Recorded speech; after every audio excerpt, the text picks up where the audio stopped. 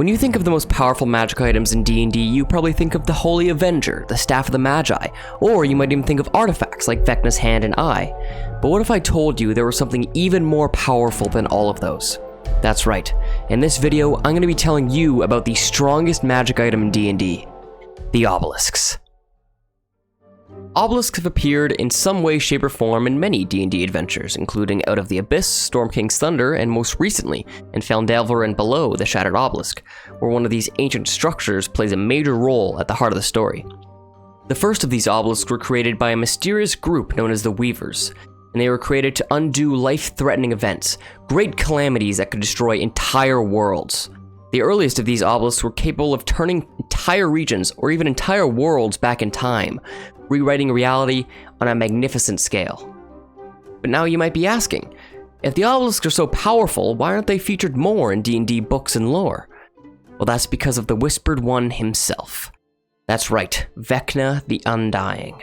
Vecna heard of the power of these obelisks and stole the secrets of them, and used that power to erase all knowledge of the Weavers from existence. But that's not where the story of the obelisks ends. Centuries passed, and the lore of how to create obelisks began to seep throughout the world. An empire in the Forgotten Realms called Netheril would become one of the most notable factions for creating dozens of new obelisks, no two of which would contain the same abilities, but each were nonetheless dangerous and powerful. Most of the original purposes of the Netherese obelisks were unknown, but some of the effects included the ability to trap dangerous creatures inside and, just like the obelisks the Weavers created, even capable of turning back time in the event of calamity.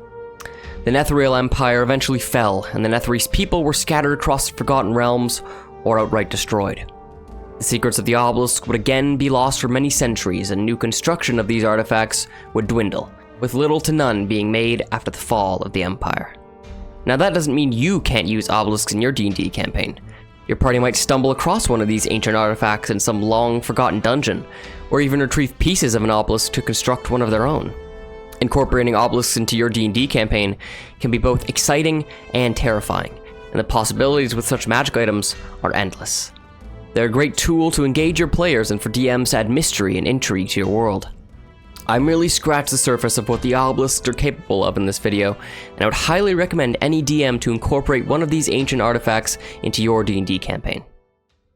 If you enjoyed this video, it would be highly appreciated if you liked, subscribed, and left a comment on what you'd like to see next from the DungeonFellas.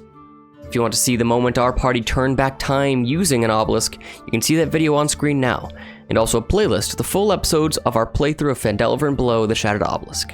Thanks for watching.